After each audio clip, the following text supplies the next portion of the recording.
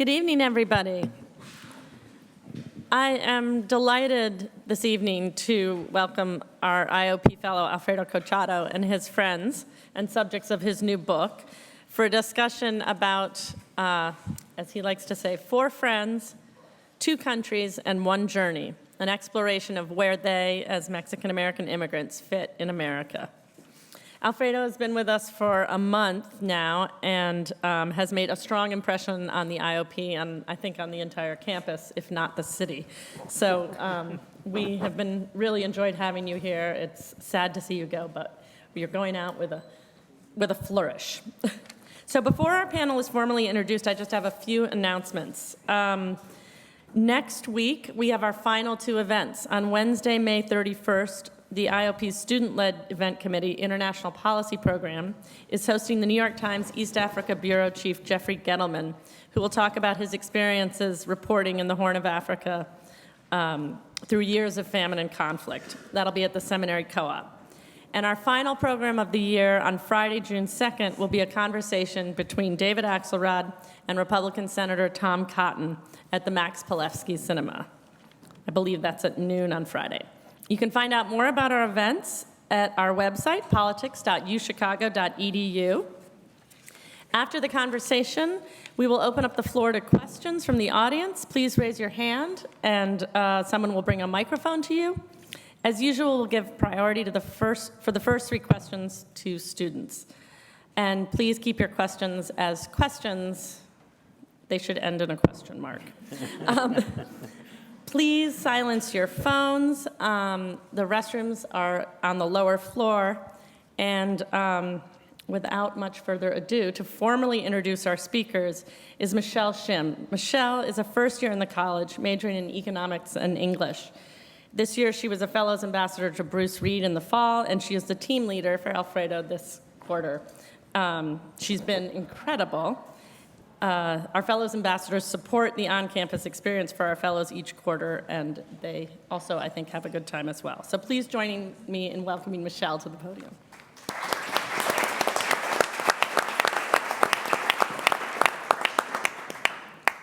Thank you for your kind words. Good evening. In such an era of uncertainty under Trump, we keep returning to the same echoing questions. How do Mexican Americans fit into the American narrative? And what will border pressures and immigrant anxieties amount to? And is coexistence possible with mounting tensions? Here to share their stories and hopefully address some of these concerns are 5 hugely inspiring figures: Alfredo Cochado, Kenneth Trujillo, Primitivo Rodriguez, David Suro, and Angela Kucherga, our moderator for tonight. Alfredo is a current fellow at the Institute of Politics, and I've had the honor of serving as team leader of his Fellows Ambassador team with Nicole, Olivia, and Ella.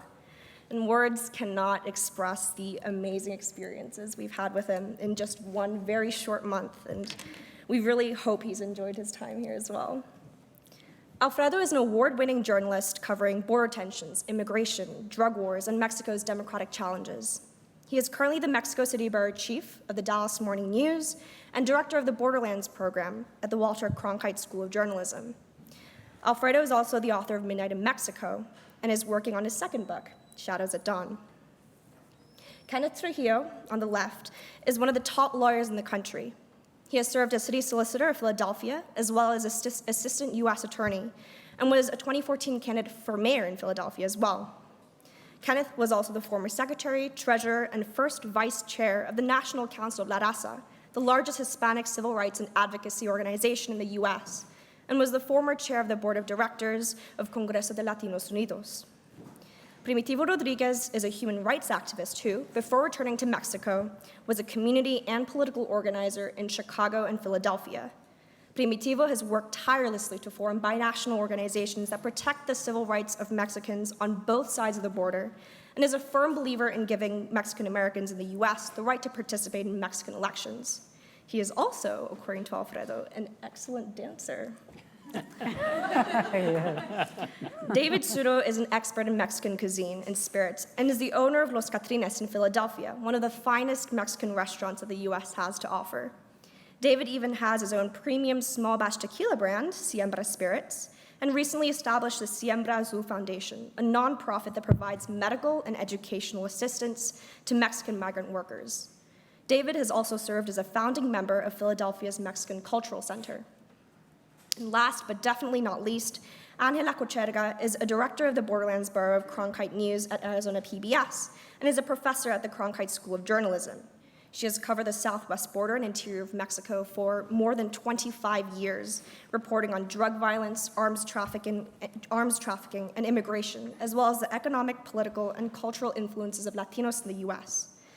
So with that, please join me in welcoming our speakers and their story of 4 friends, 2 countries, and 1 journey. Thank you.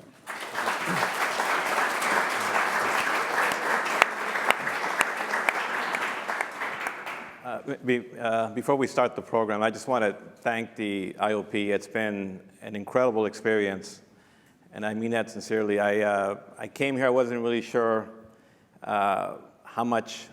I'm in the last stages of writing this book, so I was a little worried.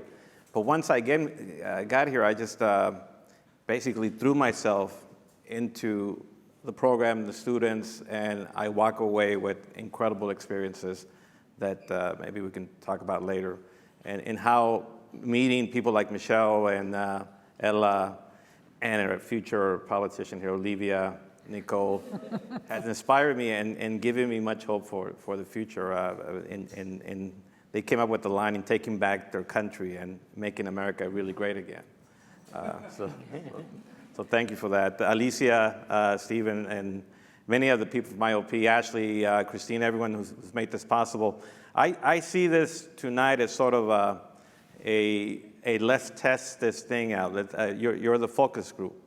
This is the first time that we come together as 4 friends. I didn't think 30 years ago on a wintry night in Philadelphia that we would be here 30 years later at the University of Chicago, the heartland of the great Mexican migration. Some people call it the last great Mexican migration.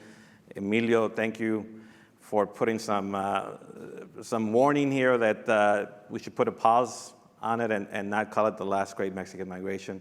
I see Brody here too. Thank you. Thank you all for being here. I mean, there's a lot of students that I met, David, others who I met while I was here, but I told these guys we might have at least 4 people, the 4 ambassadors, so it's great to see such a great crowd.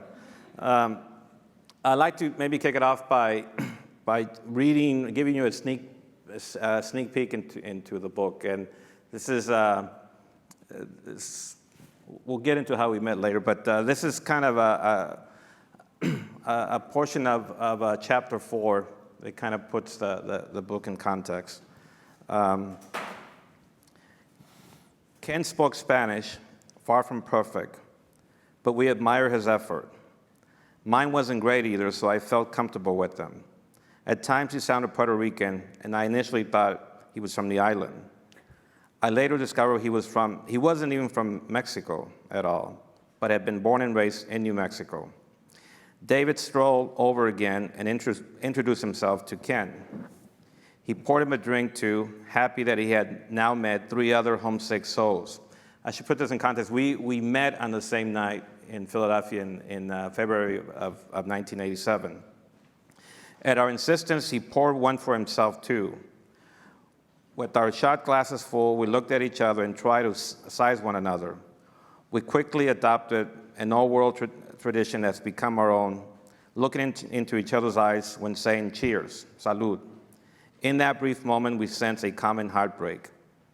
We looked at one another, captivated by the music, cuisine, the conversation in Spanish, and our own shared roots.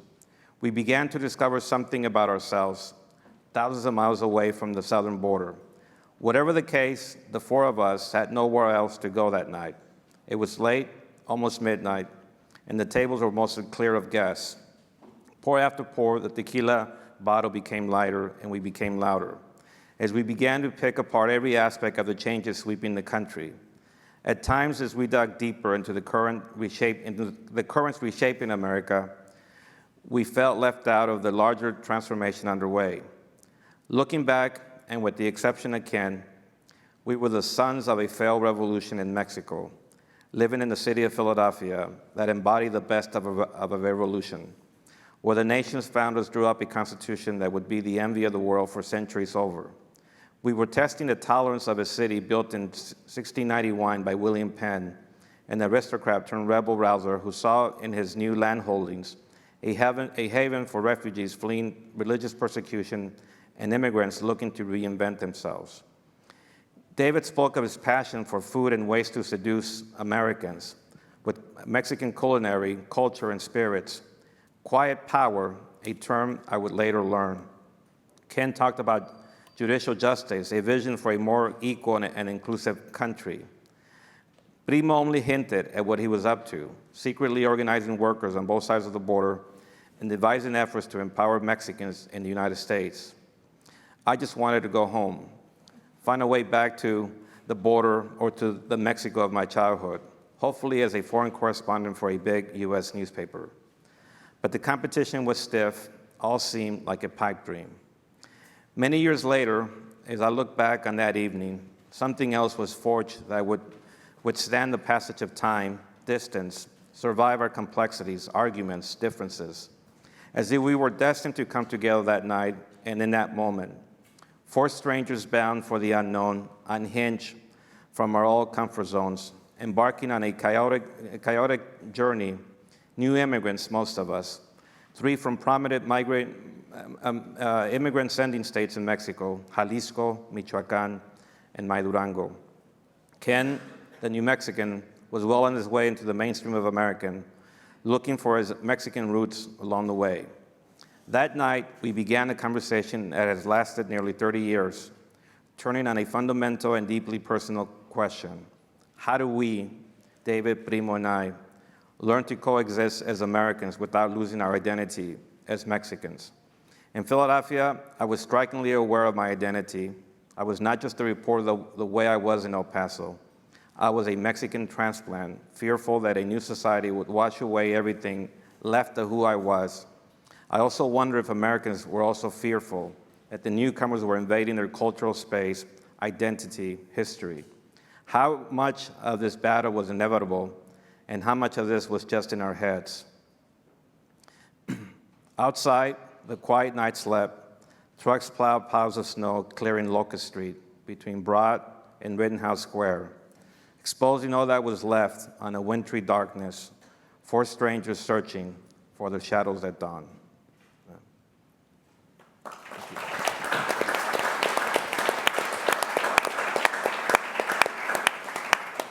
Thank you, Alfredo. So it worked out.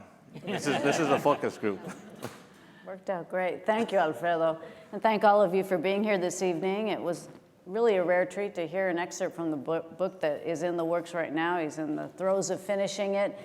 And it's a rare treat to have these four friends who met in Philly in the flesh here with us. We're going to try and recreate that evening and that conversation that started 30 years ago and really make this more of a dialogue. They're going to be talking to each other. I'll be guiding the conversation, and there will be time for you, we hope, to ask your questions. We'll leave plenty of time and to engage in this discussion. There's a lot to talk about, but let me start by asking, why Philly? I mean, none of you are originally from Philly.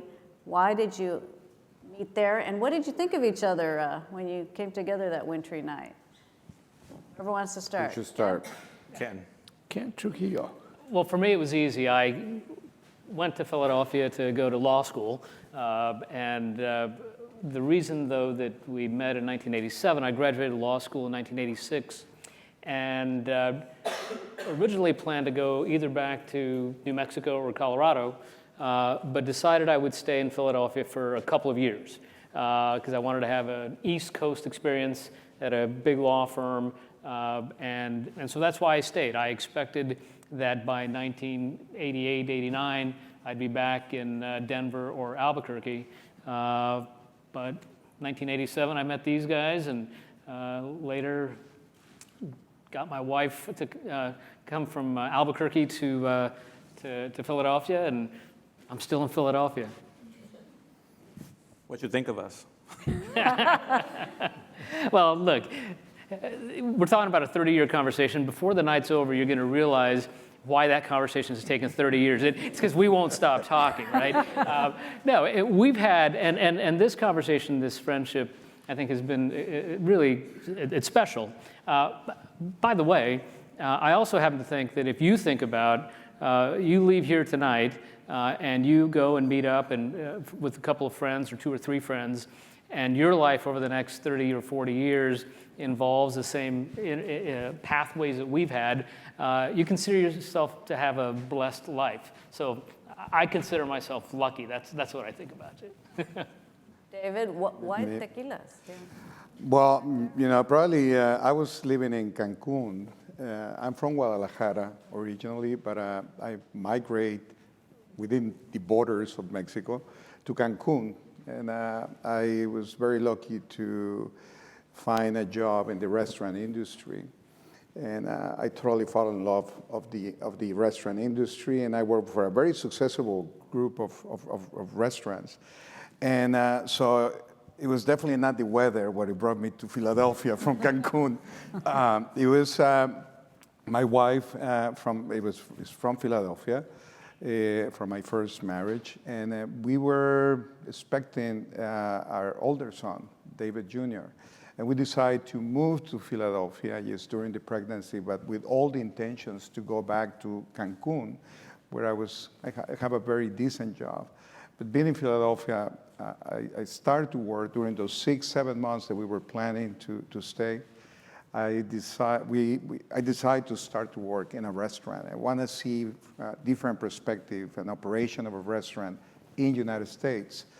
And it became a great challenge when I learned the misconceptions about Mexican food.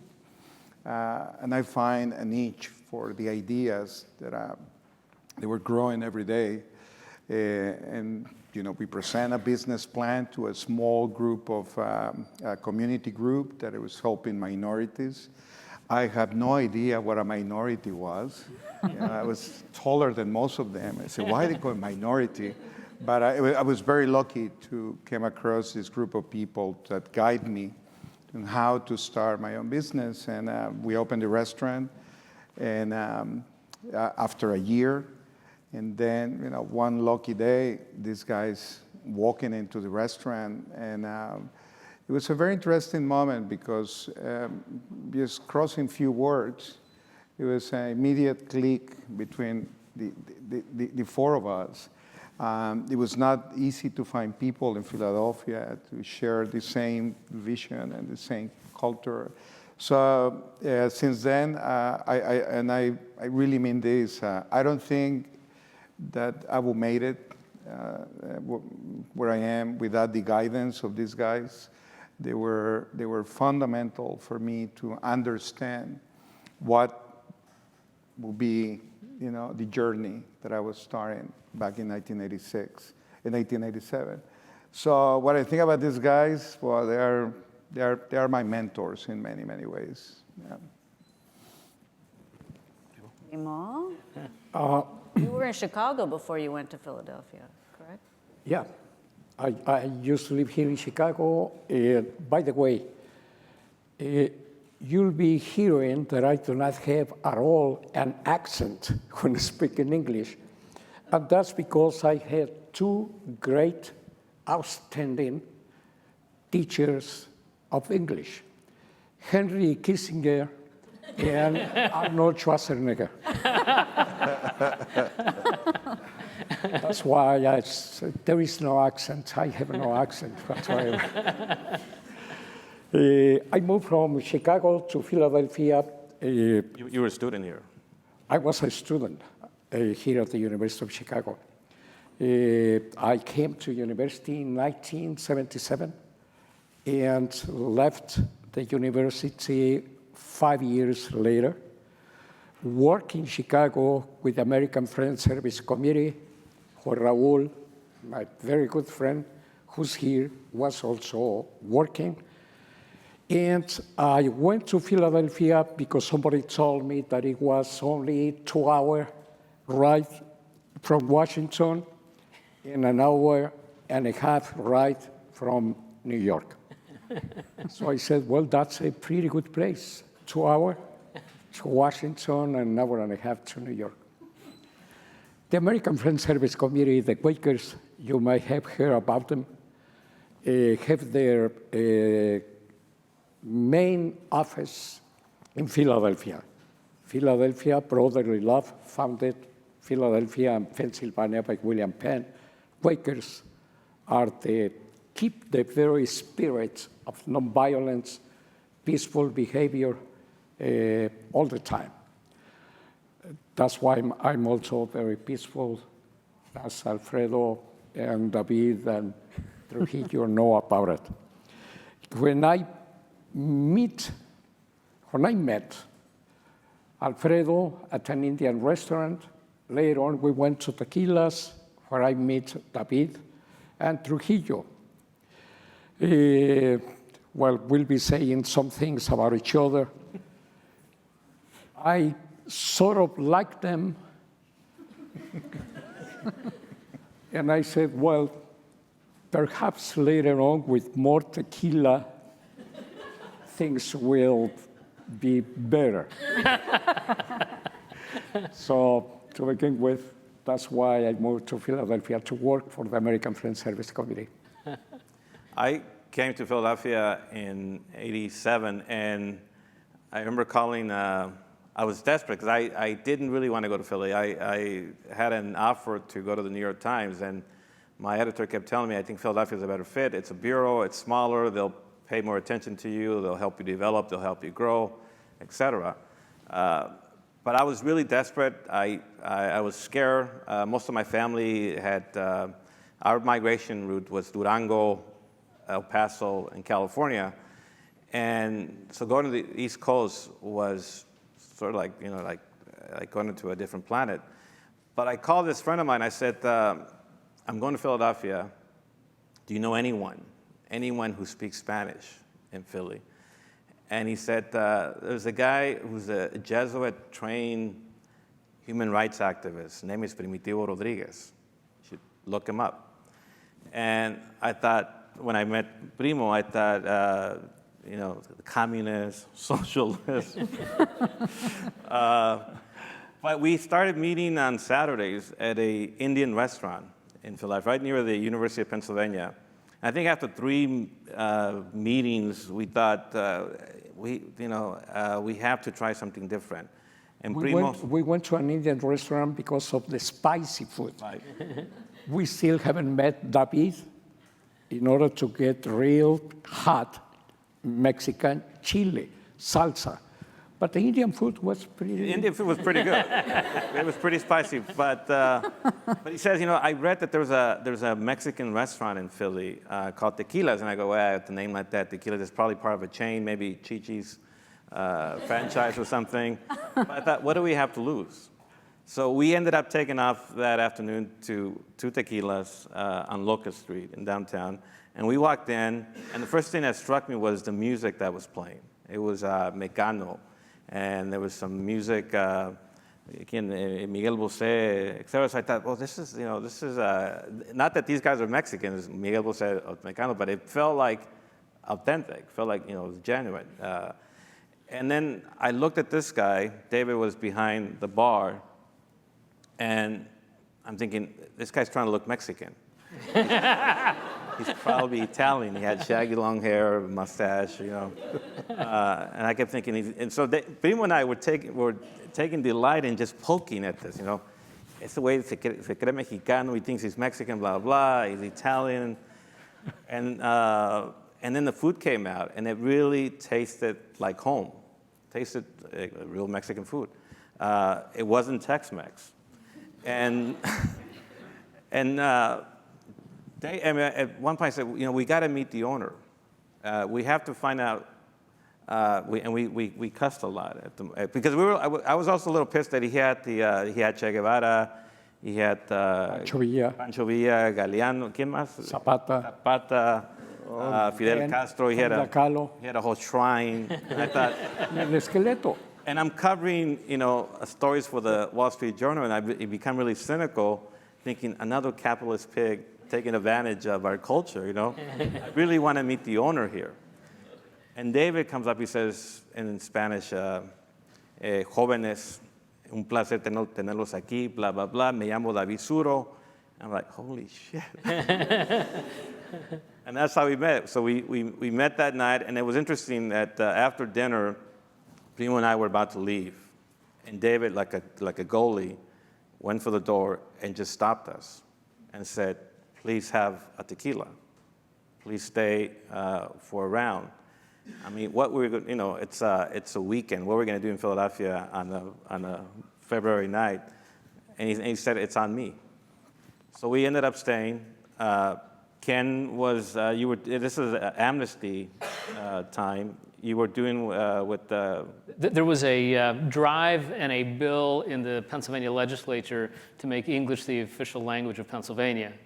And so that's Raul Izaguirre, who was the CEO of the National Council of La Raza, had come in to do a TV taping, and I was the spokesperson for the Pennsylvania opposition. Still caked in makeup. Correct. No, I usually wear makeup.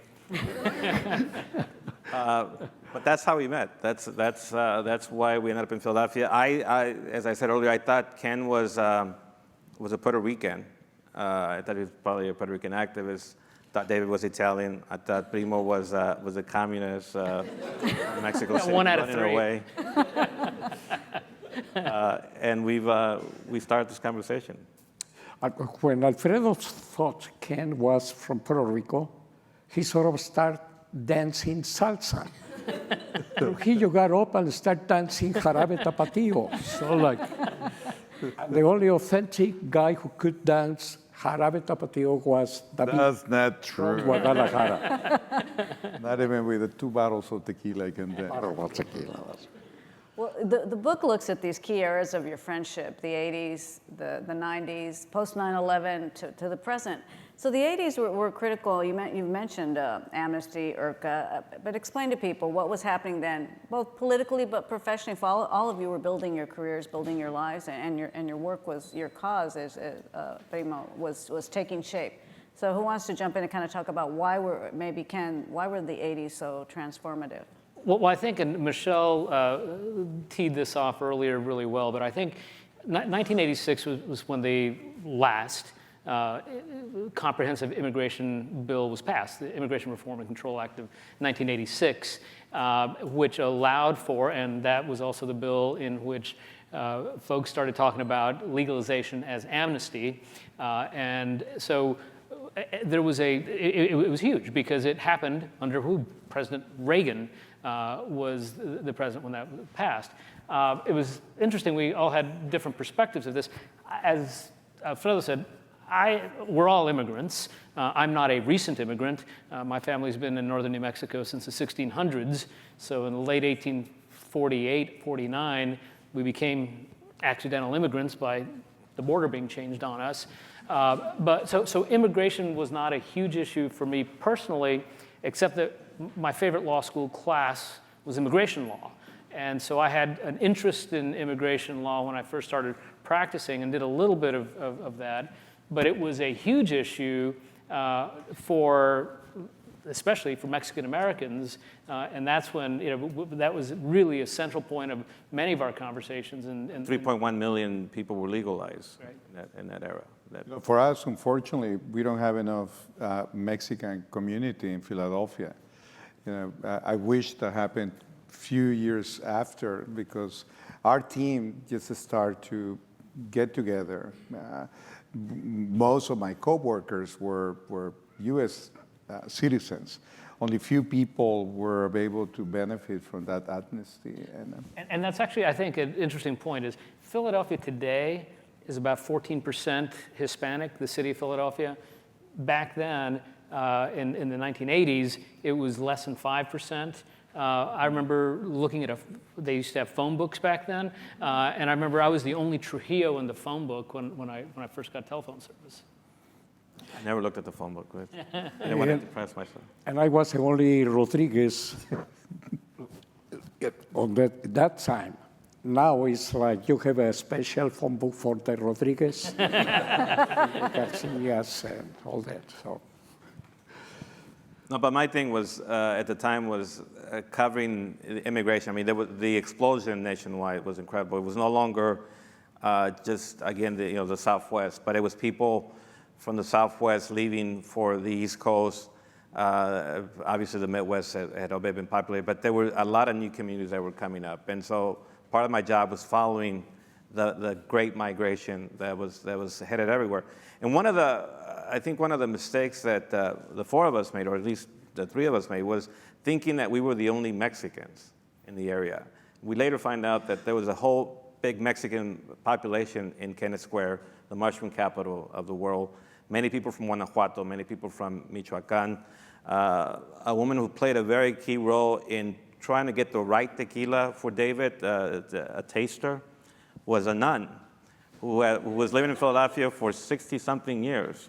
And so we slowly started realizing there's been this community here for a long time, and I don't know how you want to tell a story about the nun? But one of the things that I really enjoyed on the tequila and agave spirits culture, it's not just the spirit himself, but the culture that's around the spirit, the history, the people. And through a research that I was doing of the origins of the producers that I work with in the highlands in Arandas, Jalisco, I find out that it was a group of nuns that escaped during the Cristiada, during the war of the Cristiada. And so I went and I asked my friends on the Catholic Church, by any chance, this group of this congregation of nuns? And, oh yeah, sure, they are in so and so. There's still few left. So I went to this convent. We were a cluster nuns, knocked the door, and this little lady, sí, ¿qué quiere? ¿Quién es? And, we became great friends. This lady she was in her 90s, and she was able to tell us stories from the Mexico that she left behind, from the Cristiada. It was amazing. It was amazing. You guys have the opportunity to meet Sister Guadalupe. And it was probably one of the first Mexicans, to establish that group, that congregation in Philadelphia, in the city of Philadelphia. She would ask you for soil from... Oh, yes. So every time I go to Arandas, I say, Sister, what I can bring from Arandas? I say, well, red soil. The soil of Arandas is very unique. It's this red color, deep red color. Bring me a bottle with red soil and a bottle of tequila. She became one of my best partners when we were sipping and tasting tequila. Yeah, that was Sister Guadalupe. Yeah. Something that happened also during the 80s was the debt crisis, huge debt crisis for Mexico, middle 80s. Later on, by the end of the 80s, when President Salinas, the new president of Mexico, was in power, he started with Bush Sr. the talks about NAFTA, the North American Free Trade Agreement. So Mexico went from a very heavy debted country with lots of immigrants coming to the States because of the economic financial crisis to talks about a partnership with the United States, NAFTA. So those things also changed journalism, isn't it?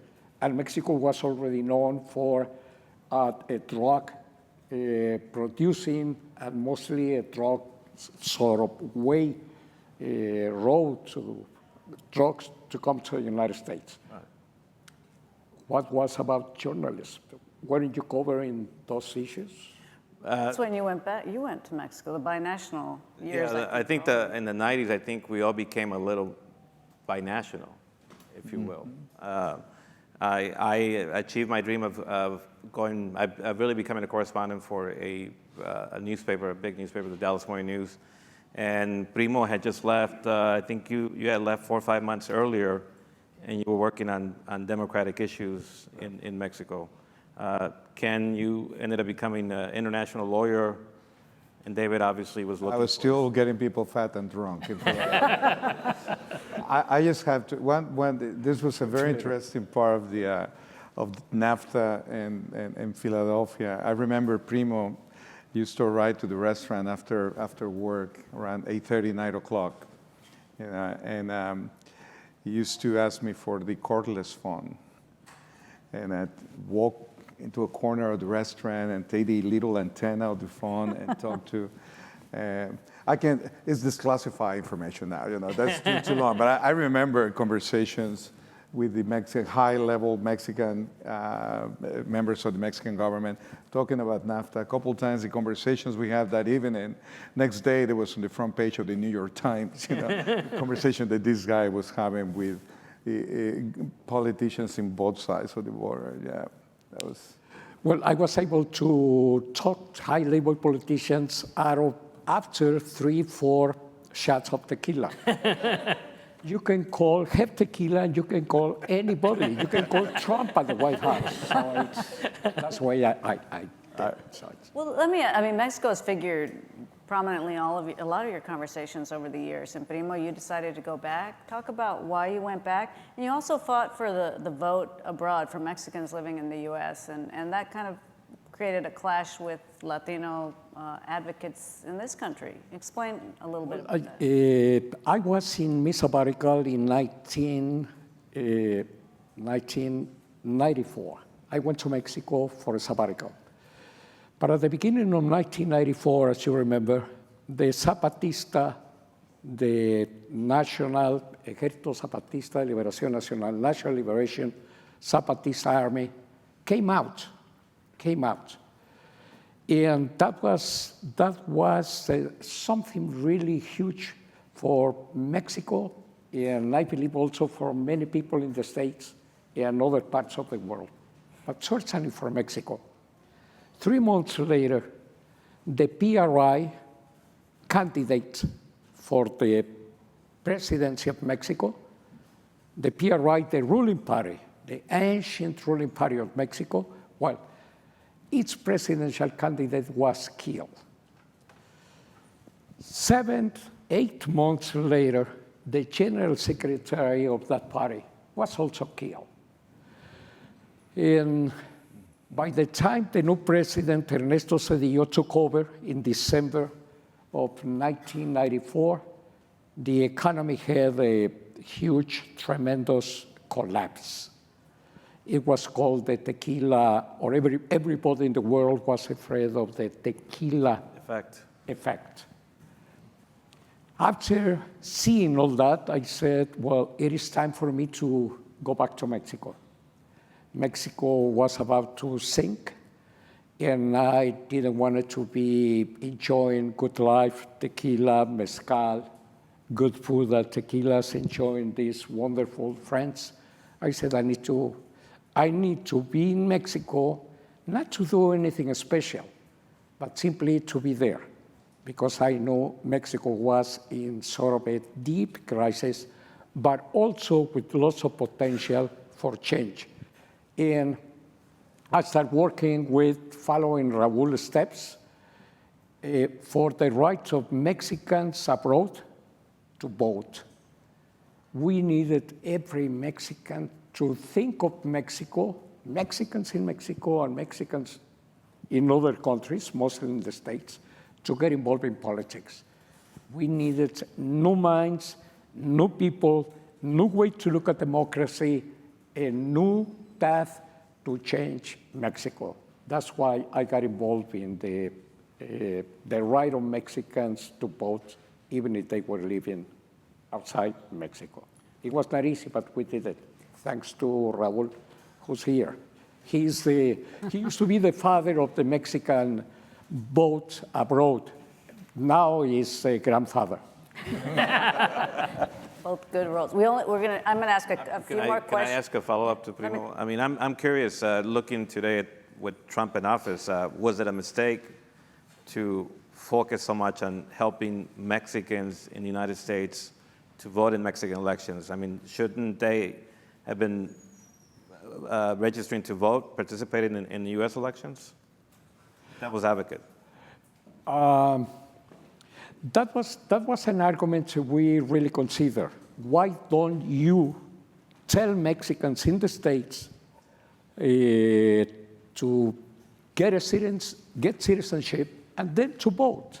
If they live in the States, they should be actively in politics in the States, not in Mexico.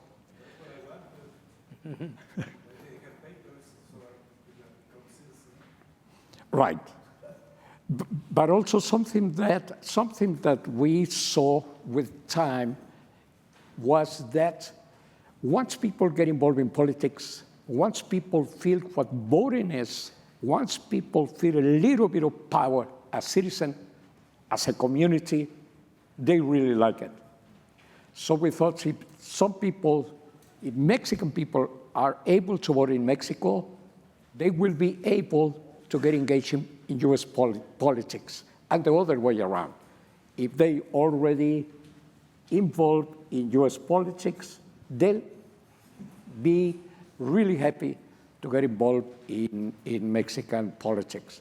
So, and also, wasn't there a true optimism, what did Alan Greenspan call it, almost an irrational exuberance about the future of Mexicans in the United States? I mean, in the 90s, I think many of us thought, boy, Mexicans in the United States are gonna be all right. I mean, I don't think anybody in the 90s would have predicted the kind of division and hatred that we're seeing now in this time and age.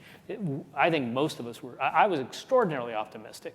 In the early 90s, that's when I started doing work in Mexico. I spent half my time down there, and I just remember people being incredibly optimistic about the place of Mexicans in America. yep.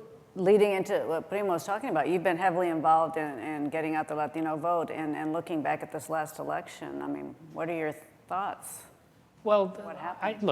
I'm, by the way, my wife accuses me of looking at every glass half full. We do have a couple of advantages that historically the Chinese have shown us work, which is our mobility and our fertility. One thing I can do is arithmetic, and our arithmetic will continue, is not going to be denied forever. And I remember back 20 years ago, people would talk about how you couldn't ignore the Chinese community because just by virtue of their size, and over time that came out to be, it wasn't purely size of the population. But I still think that, like many things, whether it's immigration, many of these issues tend to be cyclical.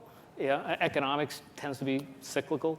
I happen to think that overreach is happening, and there will be pushback on that. And so I think ultimately all of the things that are going on right now, I think in 5 or 10 years will change for the better. I'm hopeful. One of the things is, I would like David to address this issue because he refused to become a U.S. citizen. And you've talked He about... was incredibly Mexican, saying, I would never be a U.S. citizen. I'm a Mexican. And look at him. Now he's... I got to put him on the spot. Oh, but one of the main reasons is the main because reason. back Why then, don't you talk about it? Back then, you were not allowed to have dual citizenship. So I was not prepared to give up my Mexican citizenship. That was the main reason.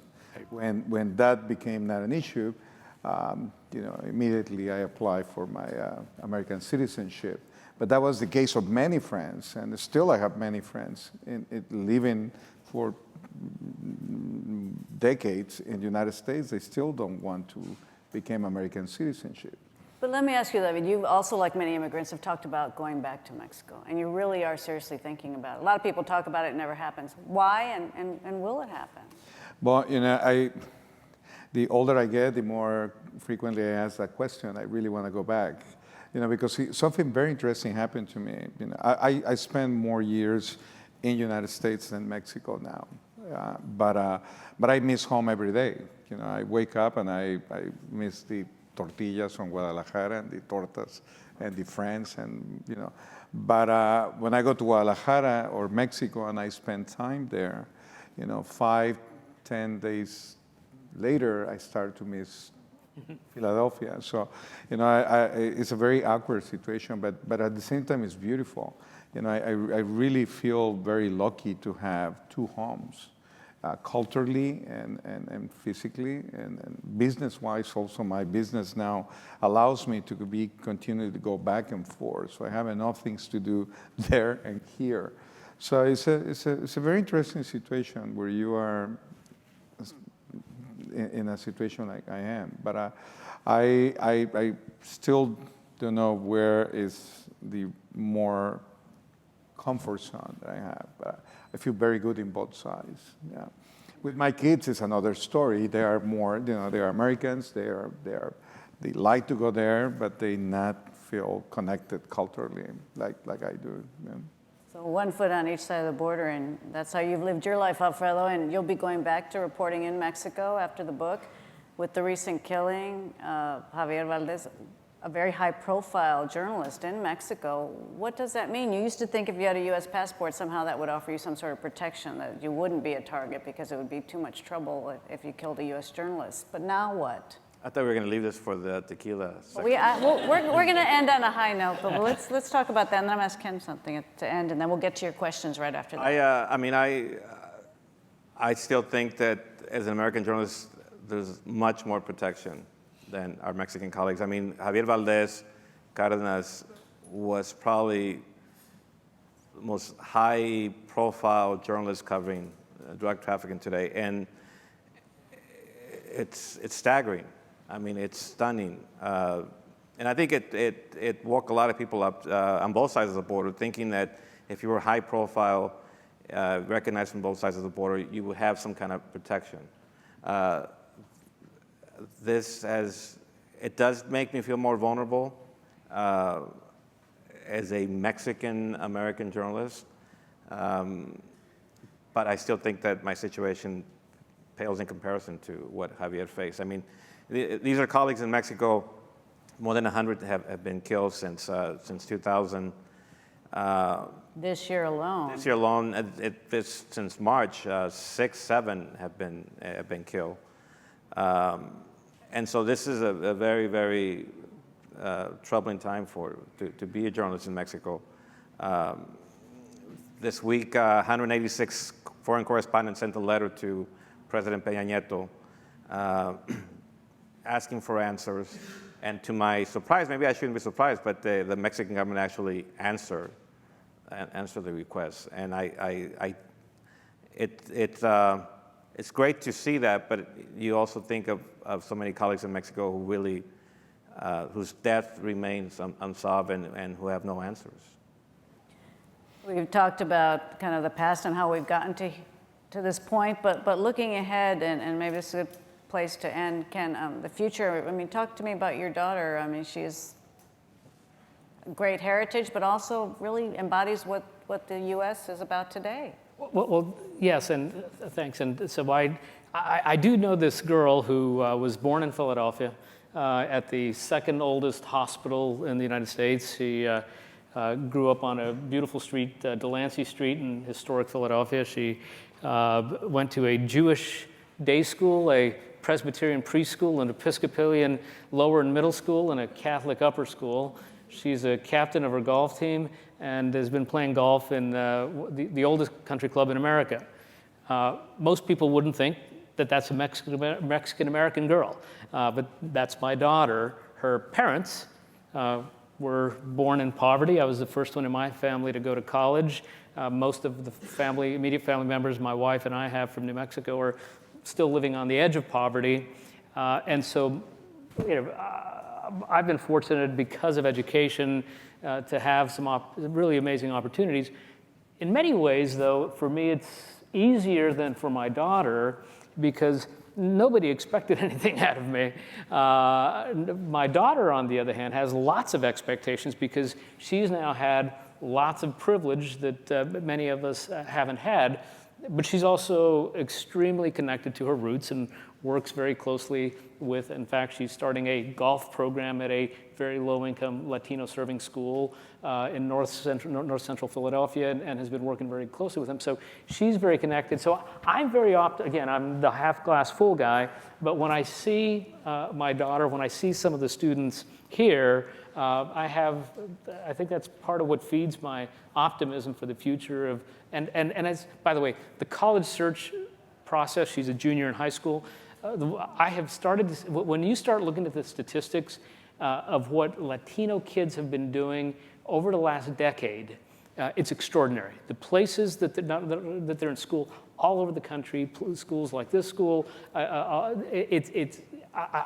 look at these and I meet these kids all over the country, and I think we're really in a very good place. Time for questions. Can I just say something? I mean, I think the best part for me, being at the IOP was meeting a lot of these young Latinos, and again, after last November, feeling a little optimistic about the future. I mean, meeting people like, I don't know if he's here, but people like Jonathan, George, Enrique, then Epps, and so many others. I mean, it just makes you feel like, okay, it's not all lost. Hanging out with these ambassadors, it really. I remember I called my editor. I said, "Look, I'm not going to finish this book in May as we promised, but I will assure you that it'll become a better story once it's all said and done, because I spent so much time with them." And you know what? Alfredo and I spent some time together right after this election in New Mexico, and he will tell you, I'm a news junkie. I couldn't look at a newspaper or television news, not for days, for weeks, for a couple of months. The reason I'm optimistic is every day today, I pick up the paper and I giggle. So raise your hand if you have questions, and we can keep talking while you raise your hands. Don't be shy. It's your chance to get these four in the same room and ask them whatever you want. They're all shy. To those making the first three questions, for those making the three first questions, David has a bottle of tequila. So I have a question back to the status of journalists in both countries. In the United States, we complain a lot about how much access journalists have, to the point of now we have all this fake news and we don't even know if what we're getting to is how it's been filtered. And clearly in Mexico, there's just the danger of actually getting to the news. If you just had a moment to speak to the American public and explain to them some of the privilege that we do have in terms of access to the news, or maybe how we could use the ability and the freedoms that we have to improve it, what would you want to tell them? I mean, I was think of, I've been in the U.S. for a year now, and I think of U.S. journalists as being under fire, but in Mexico, they're literally killing you. And you have regions, as a consequence, you have regions of Mexico where there's absolutely no news. They're called zones of silence, where even if you're dependent on social media, the stuff may be alternative facts that are being sent out by cartels themselves who are trying to control a certain region, certain communities. So I think, I mean, you can speak to this, I mean, as a journalist. Well, I think that that's one of the reasons why there's a responsibility to go and tell these stories in Mexico. But I also think as you really have the key in your hand to go and support legitimate news sources and not spread the fake news. There is an effort now to kind of help people distinguish and have some sort of media literacy, because it became so confusing for a lot of people during the election. So I think you're asking the right questions, and if you can encourage others to ask those same critical questions, it'll make a difference. There's one over here.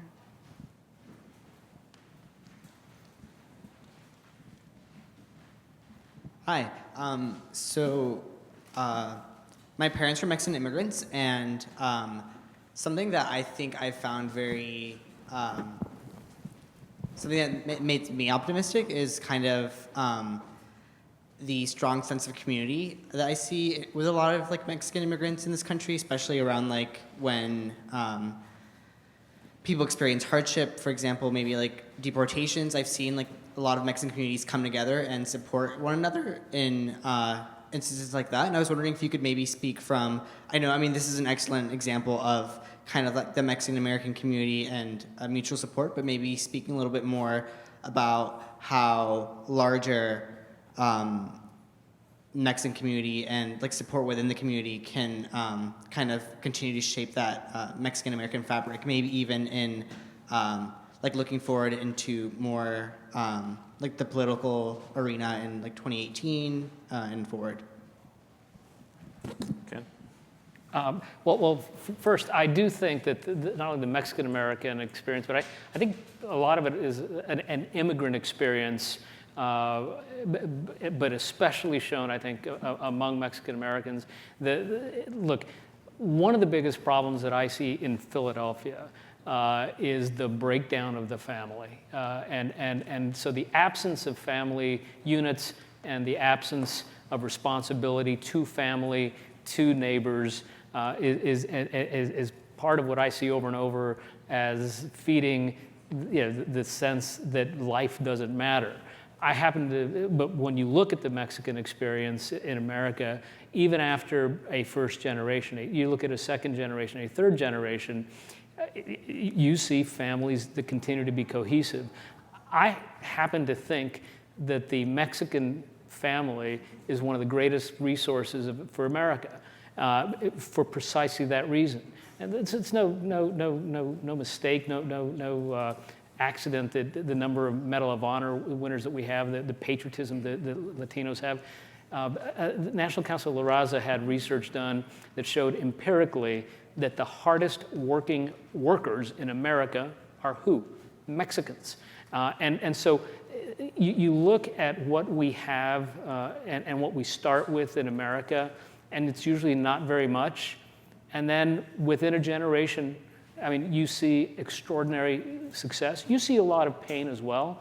But I think that maintaining, and I think that's a challenge for us. I think in an era of social media, and I think we have an awful lot of both cultural challenges now because much of that closeness becomes harder to control when you have technology. Technology allows us to communicate, sort of, right? But the reality is, I think the cacophony of technology makes it, a lot of times, makes it harder for us to actually talk to each other.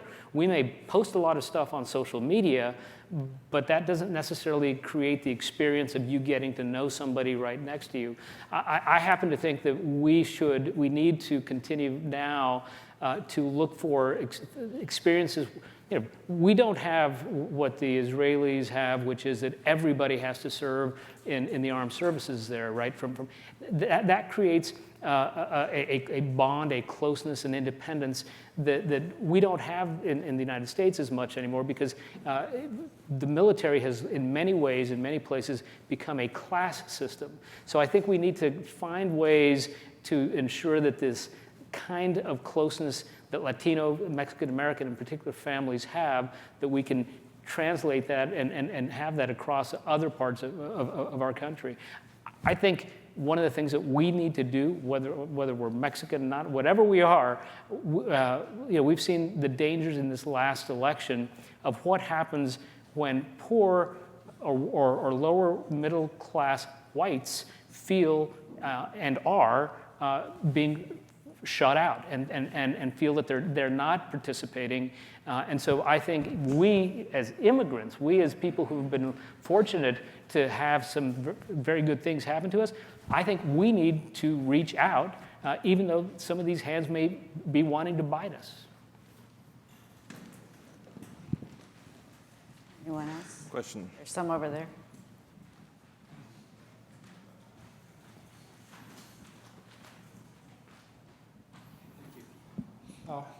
Now, my grandfather immigrated from southern Italy a century ago, the poorest part of Italy with a high rate of illiteracy.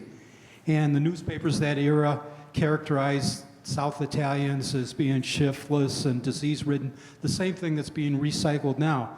Now, what I find extremely discouraging is some of the leading figures that harass or roust Latinos out now are just 2 or 3 generations removed, like Lou Barletta from your state, Sheriff Joe Arpaio. I think that there's a lack of historical memory. And I think there should be more of an affinity between South Italians, have a lot in common with Mexicans.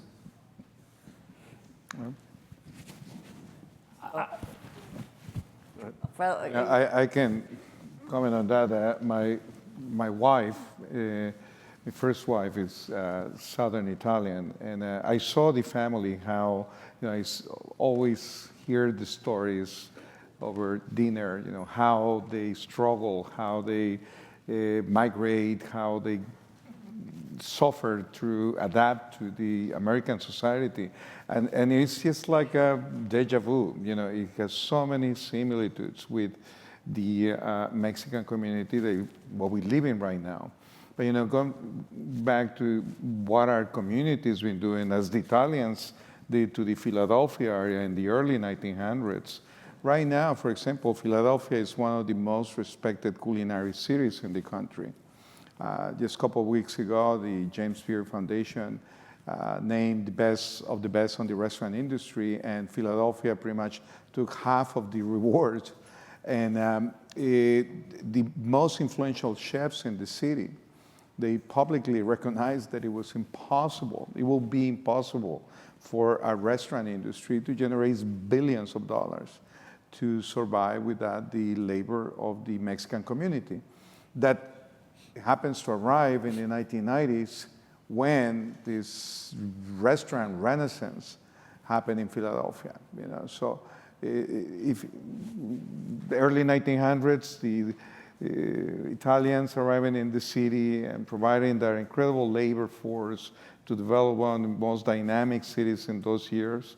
And now the same thing happened with the Mexican community, arriving this labor force that is, thanks to that labor force, we have one of the most influential cities, culinarily speaking, that generates a tremendous amount of money to the economy, not just the city, the state, and the region.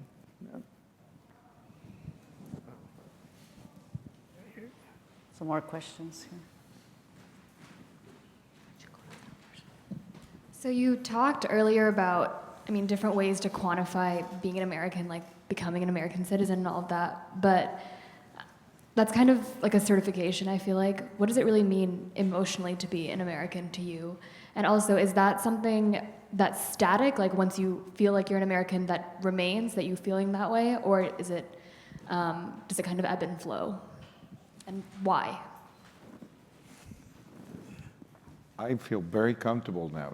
I fight for years and try to figure out where I belong. But I just really start to feel extremely lucky and comfortable being from this part of the world, that allows me to move very easy to the two cultures that I feel very attached to. It was a lot of guilt in the beginning, and not anymore. I really feel blessed that I have this bicultural position. Yeah. So my favorite class in law school was taught by a brilliant mathematician named Jerry Newman, who then he's teaching now at Harvard Law School, and it was immigration law. And the reason I loved immigration law was because of the fundamental question of why should I have a different set of rights because I'm born on this side of this line and you're born on that side of the line, even though everything else is the same. And answering those questions and trying to come up with a set of rules, a set of norms that society orders itself. Now, ultimately, the practice of immigration law is completely different than the theoretical or the philosophical underpinnings of, how does a society order itself and how do you decide who's in and who's out of that line. But it gave me at least, and I think, we have I think everybody has kind of complicated immigration routes, right? Like I said, my family came through Mexico to New Mexico as Spaniards and married into, among other things, Indian families. And then in 1848 and 49, that part of the United States became that part of Mexico became part of the United States. So I've always felt very American. I grew up, and part of my reconnection with these guys was because I didn't have that sense of rootedness with Mexico that they did. And when I met them, that's what caused me to really recognize what I was missing. And I was missing that. And so this experience, with these guys in particular has, now, by the way, has connected me to Mexico. But by the way, when I started traveling a lot to Mexico, one of the things I found was I didn't have a lot in common with a lot of Mexicans, right? And a lot of the Mexicans that I was dealing with, I was doing work a lot of times with large companies, wealthy Mexicans. I thought some of the rudest, most offensive people in America, in the world, were Mexicans with money to other Mexicans. They were the most, they were terrible. And so, so I We're bad hombres. very bad hombres. Very bad hombres. That's exactly right. But so to answer your question, in some ways it is static, right? If you have a passport, if you have a citizenship of a country because of our laws, you're not going to lose that unless you do a couple of things. So in some ways it is static, but I think it ultimately is what it means to you. I think, and I do think that, and also to the gentleman's question, because of, I do think that the people who are the most proud of being Americans tend to be the people who are naturalized in this generation, right? I've spoken at immigration ceremonies, and what I find is that the people who treasure that citizenship the most are the ones that had to work the hardest for it. Very often the ones that treasure it the least are the ones that didn't have to do anything except be born. One of the things that perhaps happened to every generation of immigrants, or all national immigrants with different nationality, is when they're in the States, for instance, they do not feel welcome in the States. But they're not either liking their own country. They have left, Mexicans left to the States, it's like, okay, you belong to the States. And when they go back to Mexico, many are said bad names, bad things about it. There's lots of stereotypes in Mexico about immigrants, but things are changing. In the sense of, I belong to Mexico, I belong to the States. Mexican culture is mine, US culture is mine. A pyramid, Aztec pyramid is mine as much as the Statue of Liberty is mine. So the question of binationality or transnationality is really a matter of life. It's really coming into life for many people, especially young people. Looking at me? Students looking at you. I always... When I met him, he was very young. Also, and Ken Trujillo. I mean, they start calling me like uncle, tío primo. They were kids. Now look at them. I always think that one of the reasons I love living on the border is because I don't feel like I have to choose between either side. And yet, you do have to care about both because, I mean, we're neighbors. And, I mean, 30 years ago, before NAFTA, Mexico was a very nationalistic country. I think it's a country that's open, really, it's open up to the world, where you're allowed to be binational. I remember before the elections, I had decided I was going to let go of Mexico and end my apartment lease and so forth, and just let it go and dedicate myself to the United States. November the 9th, I'm calling people up and saying, you still want to rent this place? I need a roommate. But it's that sense, I think that's one of the unique things about Mexican migration is Mexico is always there. And there's always that conflict you're going to have. But I like David, I mean, I think I found the comfort zone. I found the sense of, a sense of peace with both sides. Thank you for another great conversation. We've started, and there's plenty more to talk about, but we've run out of time. So we really appreciate you being here this evening, and thanks to all Thank of you. you.